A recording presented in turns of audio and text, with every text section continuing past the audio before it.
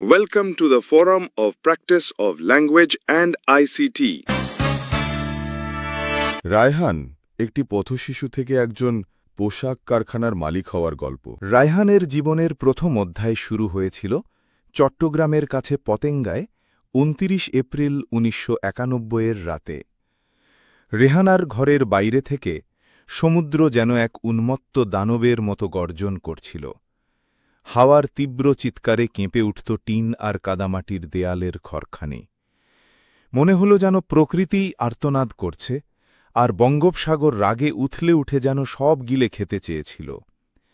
রেহানা, তার স্বামী রহিম আর কয়েকজন প্রতিবেশী তাড়াহুড়ি করে উঠে পড়েছিলেন টিনের ছাদে, যখন কোমর সমান পানি উঠেছিল তাদের উঠোনে। ৮ বছরের ছেলে রায়হানকে কয়েকদিন আগেই পাঠিয়ে দেওয়া হয়েছিল কুমিল্লার পৈতৃক বাড়িতে অসুস্থ দাদির কাছে, একটি অনুপস্থিতি যা পরে আশীর্বাদই প্রমাণিত হয়েছিল। সাইক্লোনের আক্রমণ ভয়ঙ্কর আকার ধারণ করল। সাইক্লোন গোর্খি কোনো সাধারণ ঘূর্ণিঝড় ছিল না, এটি ছিল ইতিহাসের ভয়ঙ্কর প্রলয়গুলির মধ্যে একটি, যা প্রাণ নিয়েছিল ১,৩৮,০০০-এরও বেশি মানুষের, গৃহহীন করেছিল ১ কোটিরও বেশি মানুষকে, আর ঘটিয়েছিল বিপুল আর্থিক ক্ষতি।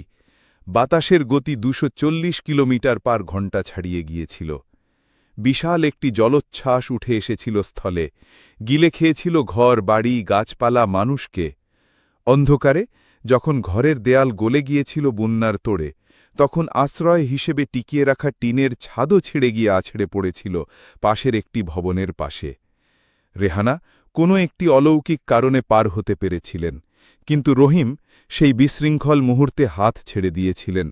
রেহানা দেখেছিলেন কিভাবে সে তীব্র ঘূর্ণিতে কালো জলে হারিয়ে গেল। ভোরের দিকে সমুদ্রের পানি সরে গিয়েছিল, রেখে গিয়েছিল একটি নতুন ভূচিত্র, ধ্বংস আর শূন্যতার। কোথাও ছিল না রাস্তা, ছিল না বাড়ি, ছিল না প্রতিবেশী। সব কিছু এক নিঃসঙ্গ স্তব্ধতায় রূপান্তরিত হয়েছিল, কেবল মাঝে মাঝে শোনা যাচ্ছিল শোকার্তদের গিলাপ। লবণাক্ত পানিতে ভেসে বেড়াচ্ছিল মুখ নিচু করে থাকা মৃতদেহ। রেহানা তাদের মাঝে ঘুরছিলেন, খুঁজছিলেন এমন একটি চোখে যা এতটাই ভুলে উঠেছিল যে আর কান্নাও আসছিল না। তার হৃদয় ইতিমধ্যেই জেনে গিয়েছিল, রহিম আর নেই। তিনি কুমিল্লায় ফিরে এসেছিলেন শুধু শোক আর বেঁচে থাকার ক্ষীণ আশাকে নিয়ে। সেই গ্রামে, যেখানে কখনো কিছু বদলায় না, রেহানা নিজেকে খুঁজে পেলেন এক বিধবা হিসেবে, একটা সন্তানের মা, এক অসুস্থ মায়ের মেয়ে, আর কোনো রোজগারের উপায় নেই এমন একটি নারী। তিনি কাজ নিলেন পাশের এক ধনী পরিবারে গৃহপরিচারিকা হিসেবে। মেঝে মোছা, রান্না করা, এইসবের ফাঁকে ফাঁকে চুপচাপ বুকের ভেতর ভাঙা জীবনের যন্ত্রণা লালন করে চলা। রায়হানর ছেলে রায়হান অকালেই ভাগ করে নিয়েছিল পরিবারের বোঝা। রেহানার ইচ্ছা ছিল ছেলেকে স্কুলে পাঠাবেন, কিন্তু বাস্তবতা তাদের সেই বিলাসিতা দেয়নি। যখন সমবয়সীরা বইয়ের ব্যাগ কাঁধে নিয়ে স্কুলে যেত, রায়হান তখন কম্পিউটার দোকানে চা পরিবেশন করত, কিছু শেখার চেষ্টা করত কিবোর্ডের শব্দ আর ক্রেতাদের কথোপকথনের ভেতর থেকে। তবে ভাগ্য বড় অদ্ভুত আর একগুঁয়ে জিনিস। কুমিল্লার একটি ফ্লাইওভারের নিচে এক যুবক, ইরফান, রাস্তার ছেলেদের জন্য চালাতেন একটি অঘোষিত স্কুল।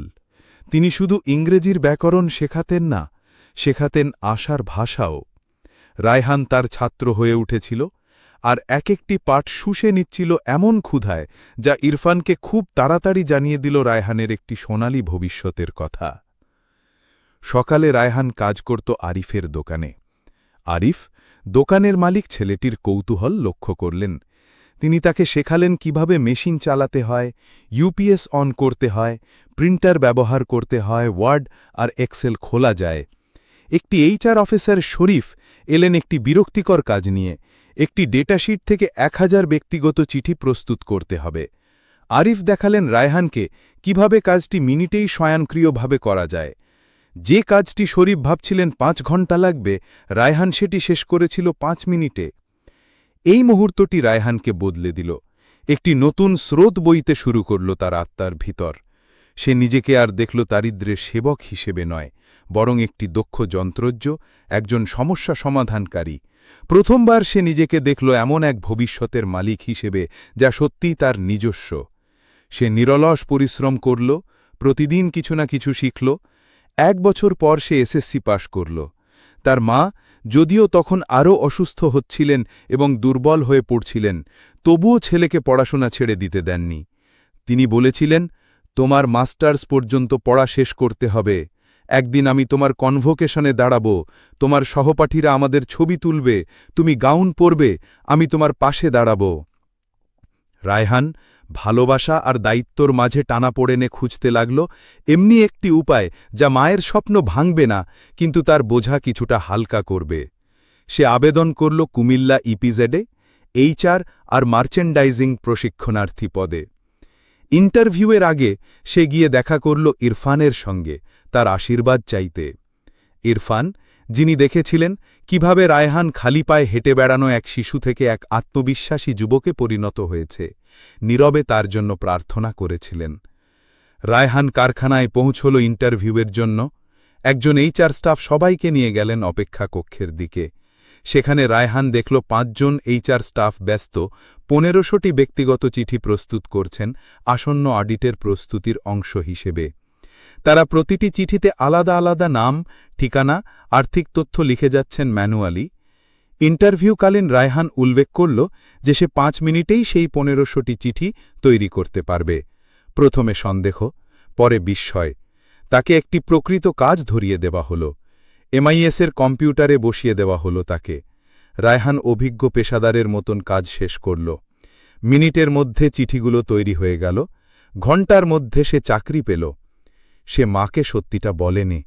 ইরফান তাকে পরামর্শ দিয়েছিলেন বলার জন্য যে সে কলেজে ক্লাস করছে আর দোকানে রাত পর্যন্ত কাজ থাকে, কারণ মা তখন অসুস্থ, তাকে পূর্ণকালীন কাজ করতে দিতেন না।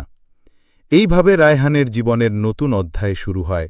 প্রথমে HR-এর প্রশিক্ষণার্থী, তারপর মার্চেন্ডাইজিংয়ে, যেখানে তার কম্পিউটার দক্ষতা আরও উজ্জ্বলভাবে প্রকাশ পায়। প্রতি বছর তার পদবি বদলাত, জুনিয়র মার্চেন্ডাইজার, তারপর সিনিয়র মার্চেন্ডাইজার। পদোন্নতি এসেছে একের পর এক, সহকারী ম্যানেজার এবং শেষে মার্চেন্ডাইজিং বিভাগের প্রধান। বিদেশি ক্রেতাদের কাছে সে হয়ে উঠেছিল কারখানার মুখ, বিদেশ সফর করত, চুক্তি করত। কেবল কোম্পানির নয়, বরং কুমিল্লার সেই অসুস্থ ছোট্ট মায়ের গর্ভ হয়ে উঠেছিল, যিনি প্রতিদিন সকালে প্রার্থনা করতেন যখন তার ছেলে বেরিয়ে যেত কাজে।